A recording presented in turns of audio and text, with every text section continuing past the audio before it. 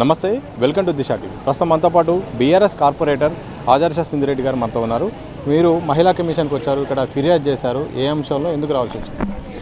మనందరికీ కూడా తెలుసు, కవిత అక్క ఎమ్మెల్సీ కవిత గారు నిన్న బెయిల్ మీద రిలీజ్ కావడం జరిగింది. సో మేమందరం చాలా హ్యాపీగా ఉన్న టైంలో సోషల్ మీడియాలో కొన్ని పోస్టులు మమ్మల్ని చాలా డిస్టర్బ్ చేయడం జరిగింది కవిత అక్క గారి గురించి. సో పార్టీ ఆదేశాల మేరకు మేము ఈరోజు కమిషనర్ గారిని కలిసి Telangana state commission for women commissioner chairperson Nerella Sharada గారిని కలిసి రిప్రజెంటేషన్ ఇవ్వడం జరిగింది.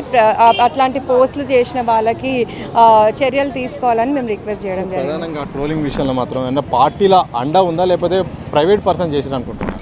ఎప్పుడు కూడా ఏ పార్టీ అయినా కూడా ఒక మహిళల్ని కించపరిచే విధంగా పోస్టులు పెట్టండి అని ఎప్పుడు కూడా ఏ పార్టీ వాళ్ళు కూడా చెప్పరు. అది ప్రైవేట్ పర్సన్స్ చేస్తున్నారని అనుకుంటున్నాం మేము. కాకపోతే మన పార్టీ అధిష్టానం కూడా కొంచెం రెస్పెక్ట్ ఇస్తే ఉమెన్కి కింద వాళ్ళు కూడా అట్లానే ఇస్తారు. మన పెద్దవాళ్ళు ఇప్పుడు ఒక ఫ్యామిలీలో చూసుకుంటున్నట్టయితే పెద్దవాళ్ళని చూస్తే పిల్లలు నేర్చుకుంటారు కదా, అట్లా అధిష్టానం కూడా కొంచెం ఉమెన్కి రెస్పెక్ట్ ఇస్తే వాళ్ళ కార్యకర్తలు కూడా అదే విధంగా వర్క్ చేస్తారు.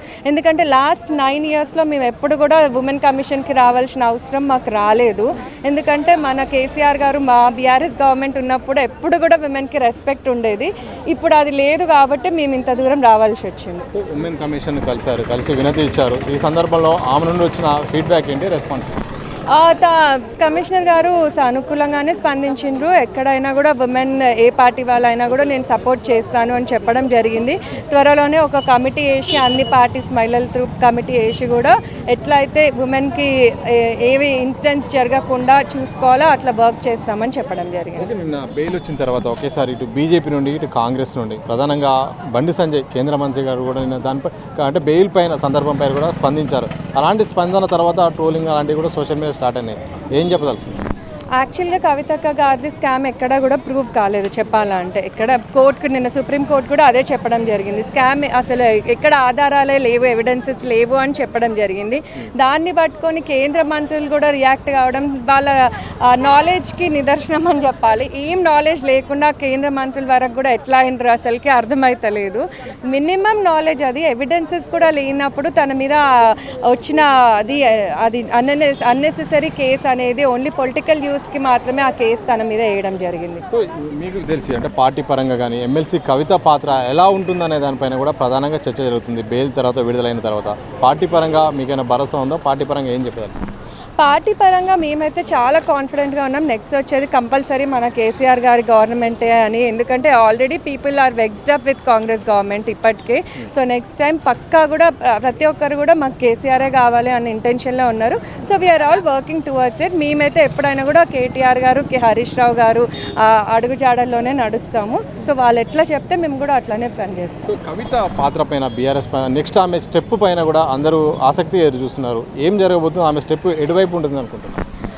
ఖచ్చితంగా తనది చాలా కీలకమైన పొజిషన్ ఉంటుంది. కాకపోతే అదంతా కూడా అధిష్టానం డిసైడ్ చేస్తారు. ఇంకా మాకు కూడా ఏం లేదు. తను ఇంకా హైదరాబాద్ కూడా రాలేదు ఢిల్లీ నుండి. సో అదంతా కూడా మా పార్టీ పెద్దలు డిసైడ్ చేసి తొందరలోనే మీ అందరికీ కూడా చెప్తారు. చివరిగా చెప్పండి, ఒక మహిళా లీడర్గా చాలా పార్టీలకు అతీతంగా చాలా మంది పైన కూడా సోషల్ మీడియాలో ట్రోలింగ్ జరుగుతుంది, ఈవెన్ మంత్రులతో సహా. సో ఇలాంటి సందర్భంలో ఒక మహిళగా ఏం చెప్పదలుచుకున్నారు ట్రోలింగ్? మేము ఈరోజు అదే కమిషనర్ గారికి కూడా చెప్పడం జరిగింది. అంటే ఎవరిని కూడా వదులుతలేరు, అసలు మంత్రులు కాదు, ఎమ్మెల్యేస్ కాదు, కార్పొరేటర్స్ కాదు, ఎవరిని కూడా వదులుతలేరు. దాని మీద ఒక యాక్షన్ తీసుకోవాలి అని రిక్వెస్ట్ చేయడం జరిగింది చైర్మన్ గారిని. సో దానికి తొందరలోనే వాళ్ళు కూడా ఏదో ఒక యాక్షన్ తీసుకుంటారు. ఇట్లాంటి ట్రోలింగ్ అనేది ఆగిపోతుంది తొందరలోనే అని అనుకుంటున్నాం. ఇది బీఆర్ఎస్ కార్పొరేటర్ సింధురెడ్డిగా ప్రధానంగా చెప్తుంది. ఎమ్మెల్సీ కవిత బెయిల్పై రిలీజ్ అయిన తర్వాత పెద్ద ఎత్తున ట్రోలింగ్ జరిగింది. పెద్ద ఎత్తున చాలామంది కూడా కించపరుస్తూ ట్రోలింగ్ పెట్టారు. ఇది సరైంది కాదు. ఇలాంటి చర్యలు ఎవరు కూడా ఉపేక్షించకూడదు. అందుకోసం మహిళా కమిషన్కు బీఆర్ఎస్ కార్పొరేటర్ కూడా వచ్చి ఇక్కడ వినతి చేయడం జరిగింది. మా పార్టీతో సహా ఏ పార్టీ వాళ్ళైనా ఏ మహిళలపైన కూడా ఇలాంటి ట్రోలింగ్ జరిగితే మాత్రం కఠిన శిక్షలు తీసుకోవాల్సిన అవసరం ఉందని కూడా బీఆర్ఎస్ కార్పొరేటర్లు చెప్తున్న సందర్భం మాత్రం స్పష్టంగా కనిపిస్తుంది. బుద్ధభవన్ నుండి కెమెరా పర్సన్ సంతోష్, సతీష్, దిశా టీవీ, హైదరాబాద్.